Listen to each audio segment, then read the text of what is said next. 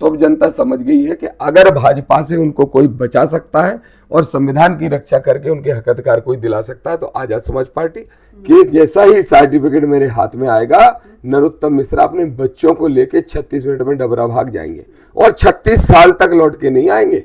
जब एक ही लाइन है तो अगर मैं भाजपा फंडेड तो फिर वो भी भाजपा फंडेड हो जाएंगे। सोच समझ के बोलना चाहिए। हमारे भाई हैं, हमारे मित्र हैं।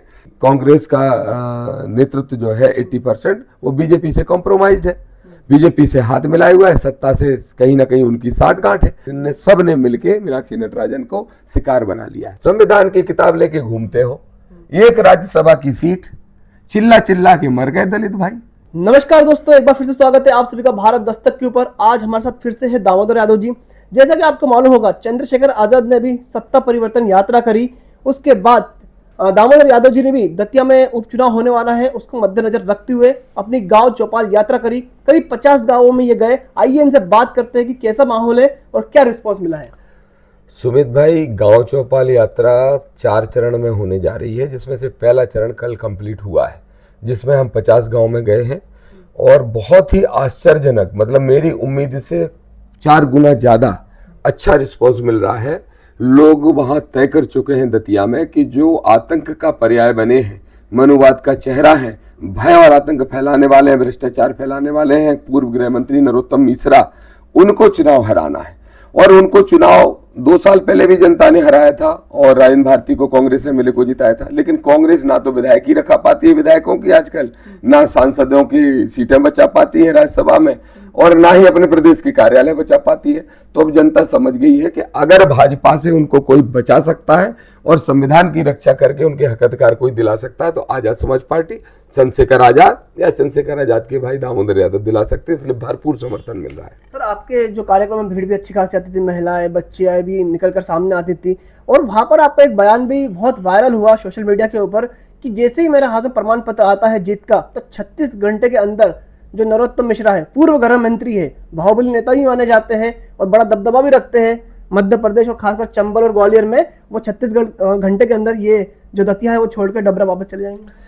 सुमित भाई, अब दबदबा तो संविधानवादियों का है और वो भी संवैधानिक दबदबा। वोट हमारा है तो राज हमारा होगा, ये हमने नारा दिया और हमारे लोग अब समझ चुके हैं। इसलिए ये दबदबा मनुवादियों का अब नहीं रहने वाला, पहली चीज। और जो मैंने कहा वो 36 घंटे नहीं भाई, मैंने कहा 36 मिनट। मैं ये कह रहा हूँ जिस समय दतिया की जनता मुझे आशीर्वाद दे के एमएलए बना देगी तो मेरा वादा है, ये दावा है ये, कि जैसा ही सर्टिफिकेट मेरे हाथ में आएगा, नरोत्तम मिश्रा अपने बच्चों को लेके 36 मिनट में डबरा भाग जाएंगे और 36 साल तक लौट के नहीं आएंगे। ये भी मैं वादा कर रहा हूँ दतिया की जनता से। ऐसा नहीं है कि राजेंद्र भारती जी बन गए तो फिर वापस नरोत्तम मिश्रा वही मंडराते रहे, वापस नहीं आएंगे, ना अपने बच्चों को आने देंगे कि नहीं अब दतिया मत जाना। अब दतिया में कोई कांग्रेसी एमएलए नहीं है, आजाद समाज पार्टी का वो दामोदर यादव है जो भ्रष्टाचारियों को और आतंकियों को इंतजाम करना जानता है। आप क्यों उनको वापस डबरा भेजना चाहते हैं, क्या कारण है? वो डबरा के ही रहने वाले हैं और डबरा में ही उनका निवास है। आज तक वो दतिया एक रात नहीं रुके। अच्छा सवाल पूछा आपने। पिछले 15 साल में नरोत्तम मिश्रा ने दतिया में एक रात्रि विश्राम नहीं किया। डबरा जाते हैं रोज रात को। किसका डर है, किस चीज का डर है? क्यों दतिया में जिस विधानसभा ने आपको 3-3 बार एमएलए बनाया, जिससे आप गृह मंत्री जैसे बड़े पद पर पहुंचे, वहां एक रात्रि विश्राम इस आदमी ने क्यों नहीं किया? जैसे ही आक्रांता आते हैं देश में, उस देश को, उस जगह को लूट के वापस चले जाते हैं। उस जगह से, वहां के लोगों से उनका कोई लगाव नहीं होता, उस धन से, उस संपत्ति से लगाव होता है। नरोत्तम मिश्रा का भी वैसा ही है। डबरा के रहने वाले हैं, दतिया में आक्रांता बन के आए हैं, लेकिन हमारा वादा है दतिया की जनता से, उनका आशीर्वाद मिले तो इस आक्रांता को स्थायी रूप से भगाने का काम करें। उनका भी रिस्पांस आया मीडिया के सामने कि बोलने वाले लोग तो बोलते रहते हैं, हमें भगाने वाला कोई आया नहीं आज तक। पता चल जाएगा, ज्यादा लंबा समय नहीं है, 2.5 महीना निकल चुका है, 2-3 महीने में चुनाव हो ही जाएगा। मुझे कुछ नहीं कहना पड़ेगा, खुद भागेंगे। और मैं तो यही सवाल पूछ रहा हूं कि भागे तो थे। जिस दिन चुनाव राजेंद्र भारती ही जीत गए थे, कांग्रेस ही जीत गई थी, तो नरोत्तम मिश्रा तो आधी काउंटिंग से गायब ही हो गए थे, काउंटिंग में ही नहीं आए थे। और उनका बेटा था तो उससे लोगों ने, पब्लिक ने घेर के क्या हाल किया था मुझे बताने की जरूरत नहीं है। और जब वो बेटे ने फोन लगाया था तो मिश्रा जी ने यही कहा था, नरोत्तम जी ने, कि तू बेवकूफ है, इतनी देर तक रुका क्यों जब हार गए तो। सर आप लगातार आप कहते हैं कि राजेंद्र भारती को जिताने में मेरा बहुत सहयोग था, मेरे कार्यकर्ताओं ने बहुत साथ दिया उनका, लेकिन अभी मैं एक इंटरव्यू देख रहा था सोशल मीडिया के ऊपर जिसमें राजेंद्र भारती जी कह रहे हैं कि जो दामोदर यादव जी है और ये छोटी पार्टियां होती है ये भाजपा फंडेड ही होती है, कहीं ना कहीं प्रायोजित ही होती है उनकी तरफ से, क्योंकि ये वोट काटने के लिए ही हमारे आते हैं और कांग्रेस जैसी पार्टी को हराते हैं। मेरा सीधा सा आदरणीय भारती जी सवाल है, वैसे तो मेरे भाई हैं और अंततः भाई ही रहेंगे, हमारे ही साथ देंगे, मैं जानता हूं, लेकिन मेरा एक सीधा सवाल है कि जब छोटी पार्टियां भाजपा फंडेड होती है तो उन्होंने एक चुनाव तो शरद पवार की पार्टी से दतिया से लड़ा, एक चुनाव उन्होंने बहुजन समाज पार्टी से दतिया से लड़ा, एक बार वो एमएलए समाजवादी पार्टी के टिकट पे भी बने हैं। तो क्या ये पार्टियां भी भाजपा फंडेड है? क्या आप भी उस समय भाजपा फंडेड थे? पहला सवाल। दूसरा सवाल यह है कि भारती जी आप कह रहे हो कि मैं कहता हूं कि मैंने जिताने बूम करे भाई, नहीं, वो खुद कहते हैं। आपने ही एक इंटरव्यू पीसीसी में उनका लिया था और बहुत पत्रकारों ने लिया, वो क्या कहते हैं, दामोदर यादव जी की मेरी एक ही लाइन है। जब एक ही लाइन है तो अगर मैं भाजपा फंडेड तो फिर वो भी भाजपा फंडेड हो जाएंगे। सोच समझ के बोलना चाहिए, हमारे भाई हैं, हमारे मित्र हैं। अंततः दतिया की जनता के हित के लिए, नरोत्तम मिश्रा को भगाने के लिए वो हमारा साथ देंगे और हमारी सलाह है, परेशान मत हो भारती, हम भी आपके भाई हैं। जरूरी नहीं कि हम इसी बार बेटे को बनाएं, अभी जीवन में बहुत मौके पड़े हुए हैं। अभी वो राहुल गांधी जी से मिलकर आए हैं और उनके बेटे भी साथ में थे, तो क्या आपको ऐसा लग रहा है कि वो अपनी जगह अपने बेटे को उतारने वाले हैं? निश्चित रूप से इच्छा हर बाप के मन में होती होगी और इसमें कोई बुराई नहीं है। अगर उन्होंने ऐसा ख्वाब देखा तो बुराई नहीं है, लेकिन सही समय पे सही डिसीजन लिए जाते हैं। ये समय अभी वो हमारा भतीजा ही है, लड़का जो राजेंद्र भारती जी का हमारा भतीजा ही हुआ, तो मैं नहीं समझता हूं कि अभी उसके चुनाव लड़ाने का समय आया है। पहले ये जो दुष्ट आत्माएं हैं उनको भगा दिया जाए दतिया से, फिर अपने बच्चों को अगर आप चाहते हो तो हम भी सहयोग कर देंगे, उसमें क्या समस्या है। आपको ऐसा क्यों लगता है कि जो दतिया की जनता है वो नरोत्तम मिश्रा जैसा बड़ा चेहरा, जिसका माना जाता है कि दबदबा तथाकथित दबदबा है और उनके पास धन बल भी है, सत्ता का एक संरक्षण भी है, उससे आजाद समाज पार्टी जैसी नई पार्टी लड़ पाएगी और एक जीत हासिल कर पाएगी, जो लगातार आपके दावे रहते हैं? जब आदरणीय चंद्रशेखर आजाद जी नगीना लड़ने गए तो लोग कह रहे थे 25,000 वोट आएंगे, और वोट कितने आए और एक तरफा जीते ये सब जानते हैं। यही छोटी पार्टी थी, यही बीजेपी से मुकाबला था, फिर भी जीते हमारे भाई की नहीं। ऐसे ही दामोदर यादव जीतेगा। मैं 15 दिन का चुनाव लड़ा और 30,000 वोट आ गए, अगर 30 दिन का लड़ लेता तो बीजेपी को 20,000 से हरा देता सिहोड़ा में। ऐसे ही यहाँ जीतेंगे भाई। जहां तक बात नरोत्तम मिश्रा के बड़े चेहरे की है, कोई बड़ा चेहरा नहीं है भाई, सत्ता संरक्षित चेहरा है, कुछ भी नहीं है उस बड़े चेहरे में। और अगर बड़ा चेहरा है तो दामोदर की चुनौती है, मध्य प्रदेश के किसी भी जिले में अनाउंस करवा दो कि नरोत्तम मिश्रा की सभा है शाम को 5 बजे, और उसी जिले में उसी दिन अनाउंस करवा दो दूसरे मैदान में कि दामोदर यादव की सभा है। अगर मुझसे आधे तो छोड़ो 25% लोग भी नरोत्तम को सुनने चला जाए तो मैं अपने से बड़ा नेता मान लूं। भाई हम ज्यादा बड़े लोग जनता के आशीर्वाद से हैं, वो ज्यादा बड़े सत्ता के आशीर्वाद से हैं, और सत्ता से बड़ी जनता होती है, इसलिए हम ही लोग बड़े कहलाएंगे। आपके साथ साथ वो भी एक गांव चौपाल कार्यक्रम भी चला रहे हैं, लगातार लोगों से मिल रहे हैं, भेंट कर रहे हैं और कह रहे हैं कि मुझे भी आशीर्वाद दीजिए, मैंने पहले भी दतिया का विकास किया है, गृह मंत्री रहते हुए दतिया को बहुत आगे बढ़ाया है। जे आपके समतल ही उनकी पैरेलल सभाएं चल रही है। इसमें 2 सवाल है। पहली बात तो यह है कि मेरे साथ साथ वो चौपाल कार्यक्रम नहीं लगा रहे हैं, मेरी नकल करके बाद में चौपाल कार्यक्रम लगाने लगे। चलो अच्छा है, कम से कम जमीन पे तो बैठने लगा भाई, नहीं तो वो तो जमीन पे भी नहीं बैठते थे, किसी के पैर भी नहीं छूते थे। अब दामोदर का वादा है कि दामोदर की नकल करके अगर वो चौपाल लगा रहे जमीन पे बैठने लगे तो अब दामोदर की नकल करके और हार से बचने के लिए डर के उनके भी पैर छूने लगे, जो SC ST के OBC के लोग हैं। नहीं छुए आज तक, 15 साल में महाराज बने घूमते हैं, इनकी सारी महाराजी निकालेंगे। अभी तो देखते जाओ 15 दिन में पैर भी छुएगा भाई, पैर भी छुएंगे।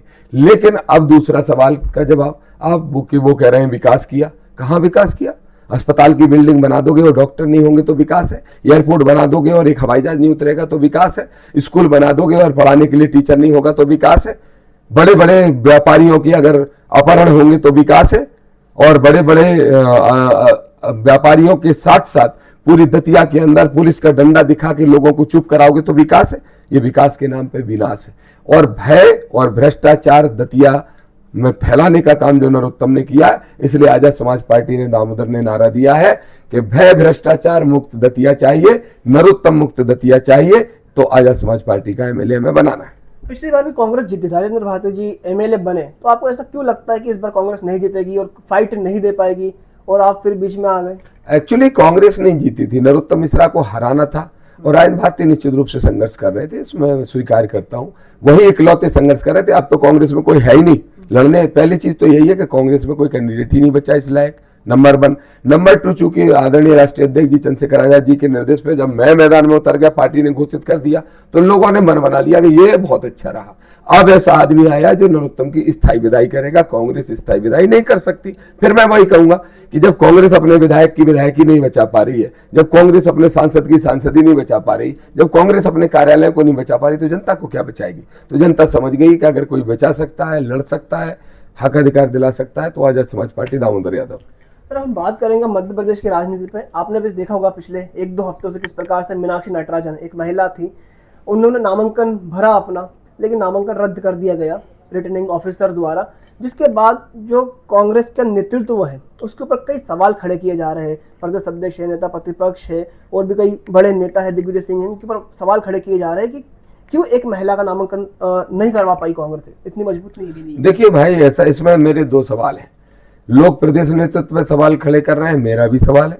मैं सवाल नहीं है मेरा, तो सीधा आरोप है। और मेरा राजनीतिक अनुभव 30 साल का ये कहता है कि मध्य प्रदेश के 80% शीर्ष नेतृत्व बीजेपी से कॉम्प्रोमाइज्ड है। हाँ सॉरी, कांग्रेस का नेतृत्व जो है 80% वो बीजेपी से कॉम्प्रोमाइज्ड है, बीजेपी से हाथ मिलाए हुआ है, सत्ता से कहीं ना कहीं उनकी साठगांठ है। नहीं तो इतने बड़े बड़े मुद्दों पर पीसीसी चीफ हो या लीडर अपोजिशन चुप क्यों रह जाते हैं? दिग्विजय सिंह भी एक बयान बोल के क्यों चुप रह जाते हैं? कमलनाथ जी प्रदेश से गायब क्यों हो जाते हैं? इतने बड़े बड़े मुद्दों पे जनता को लूटने पिटने कूटने के लिए क्यों छोड़ दिया जाता है? तो वो कॉम्प्रोमाइज है, नूरा कुश्ती दोनों के बीच चल रही है। जो मोहन यादव और जीतू पटवारी के बीच में जो बयानबाजी हुई थी, वो भी एक नूरा कुश्ती है। मैं तुझे गाली दूं, तू मुझे गाली दे, दोनों हाईलाइट होते रहे। यस, वो भी होते रहे।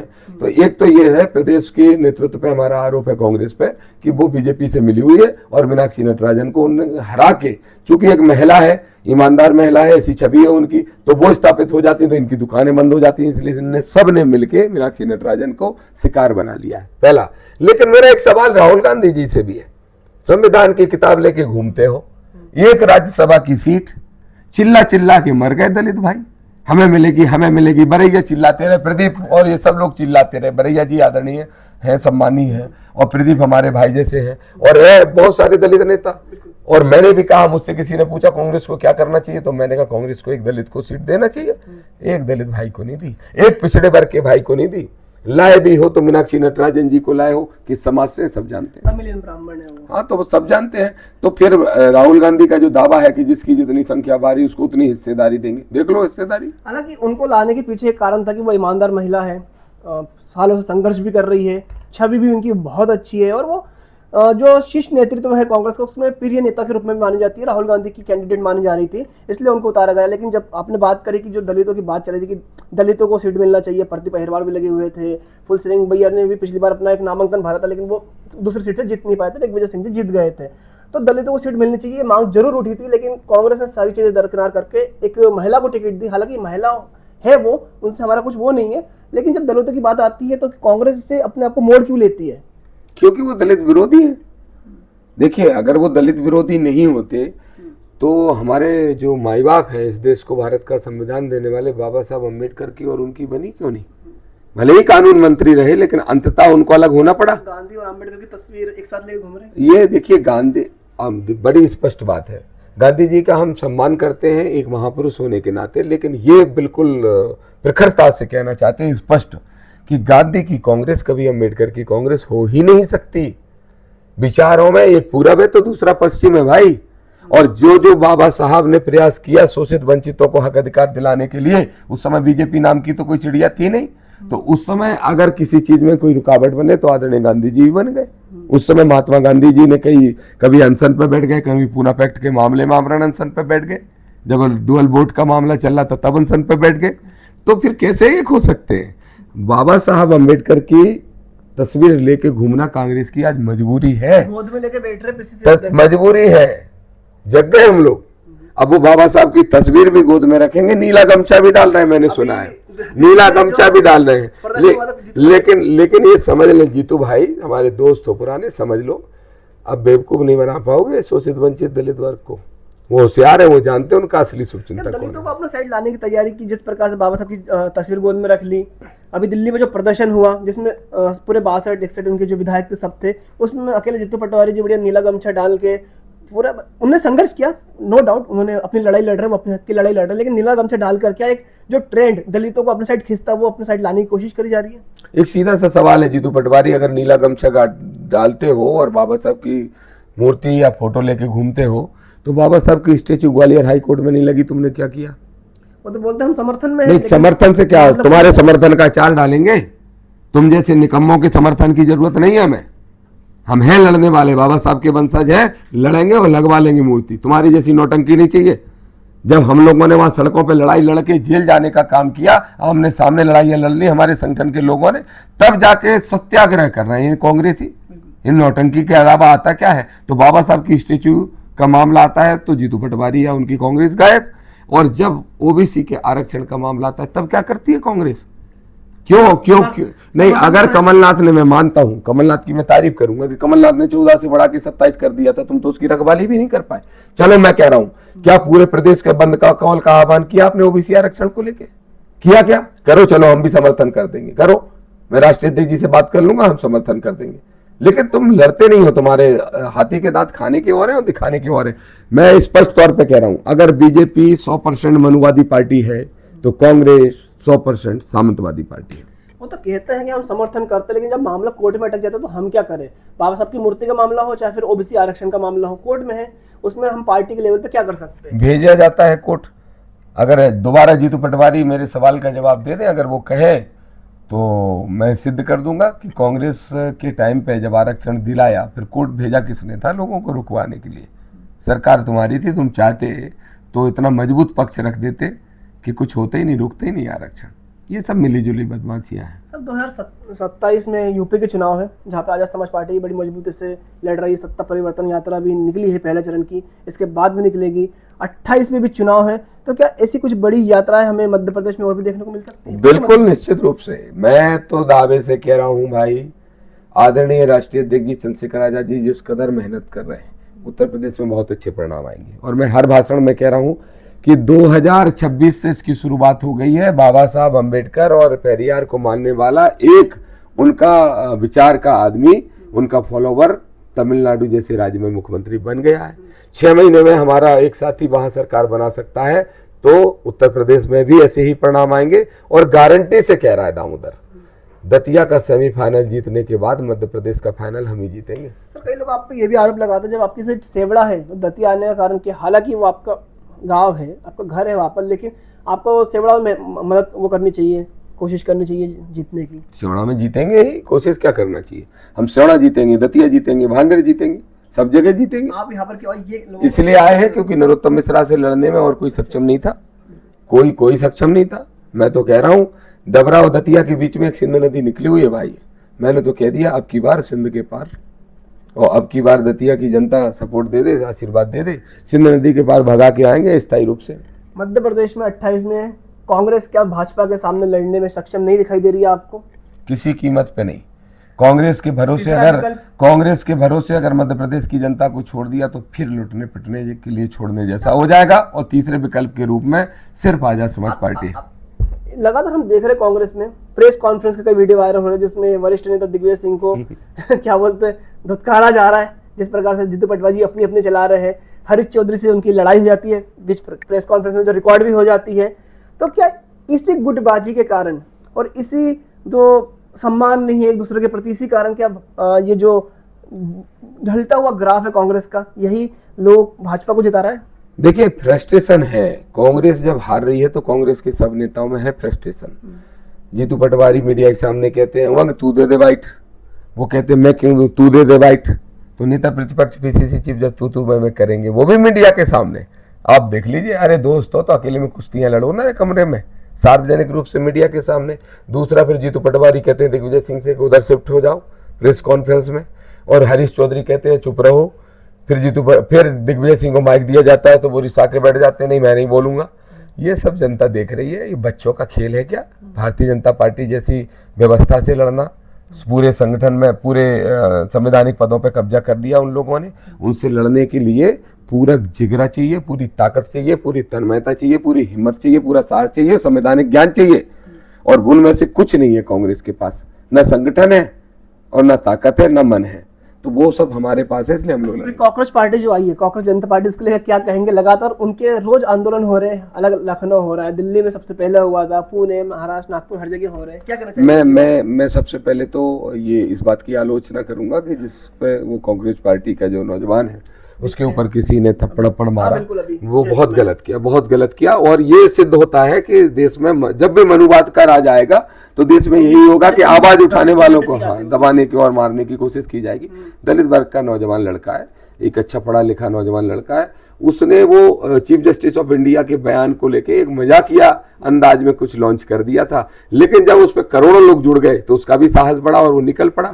हम ऐसे लोगों के लिए अच्छी भावनाएं हमारे मन में है, लेकिन ये सिद्ध होता है कि अगर एक मजाकिया अंदाज में पार्टी लॉन्च हो जाती है और उसमें विद इन 7 डेज 2 करोड़ से अधिक लोग जुड़ जाते, युवा जुड़ जाते, इसका मतलब सरकार के प्रति कितनी नाराजगी है। मोदी जी, अमित शाह जी, चिंता करो। मैं चाहता हूं देश में शांति रहे। नौजवान आपके खिलाफ सड़कों पर अगर उतर गया ना तो संभाल नहीं पाओगे। सर, आपने देखा होगा लगातार कुछ खबरें आती है एट्रोसिटीज की, कि दलित दूल्हे को घोड़े पे नहीं बैठने दिया, उतार दिया गया। अभी राजगढ़ डिस्ट्रिक्ट का एक सर लिम्बोदा या लिम्बोदा करके एक गांव है, जहां पर ऐसा कुछ प्रकरण हुआ है कि एक दलित घोड़े पे बैठकर आता। हालांकि कुछ पूरे समाज के लोग उसका सहयोग करते, साथ देते, स्वागत भी करते, लेकिन जैसे ये शादी खत्म हो जाती है तो उसके बाद कुछ ऐसी अप्रिय घटना दलितों के साथ घटने लगती है। उनके बच्चों को डराया जाता है या उनके घर में पत्थर फेंके जाता है, आग जलाई जाती है। और इसी भी बात सुनने में आई है, मुझे कुछ लोगों ने व्हाट्सअप भी किया है, फोन पे बात करी है, कि कुछ बड़े जो दबंग लोग होते हैं उनके घर में बड़े नलके होते हैं या फिर बोरिंग होती है, तो वहां से उन्होंने पानी तक लेना बंद करवा दिया। बहुत चिंता की बात है। मोहन यादव जी को ये सोचना चाहिए कि उनके राज्य में अगर ऐसी घटनाएं हो रही हैं और आज भी दबंग दलितों को परेशान करेंगे तो शर्म की बात है। हमारी पार्टी ने, हमारे संगठन के लोगों ने वहाँ विरोध किया है और उनकी मदद करने भी लोग गए हैं, जिस घटना की आप बात कर रहे हो। और मैं उन लोगों से कहूँगा, खास तौर पे पिछड़ा वर्ग के उन दबंगों से, कि ये दबंगाई तुम्हारी नकली है भाइयों।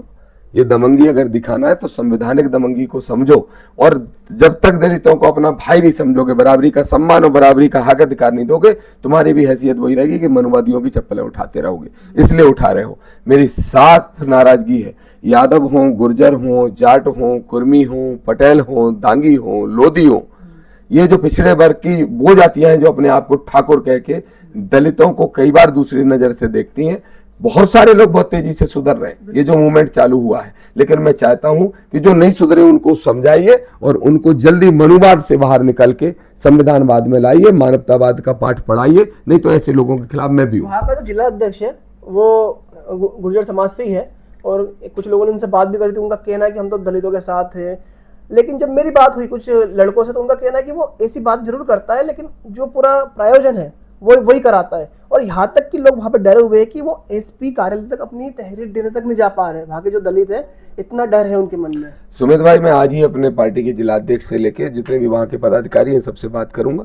और प्रदेश अध्यक्ष जी से, सत्येंद्र विद्रोही जी से अभी मैं कहूंगा कि तुरंत इस विषय का संज्ञान लें। और अगर ऐसा भय का माहौल है तो हमारी पार्टी के लोग वहाँ पहुंचेंगे भी, न सिर्फ उनकी लड़ाई लड़ेंगे, अगर आवश्यकता पड़ेगी तो स्थायी रूप से धरने पर बैठ के उनके खिलाफ सख्त कार्रवाई करवा के ऐसे लोगों को जेल भिजवाने का काम करेंगे। बहुत बहुत धन्यवाद। Thank you.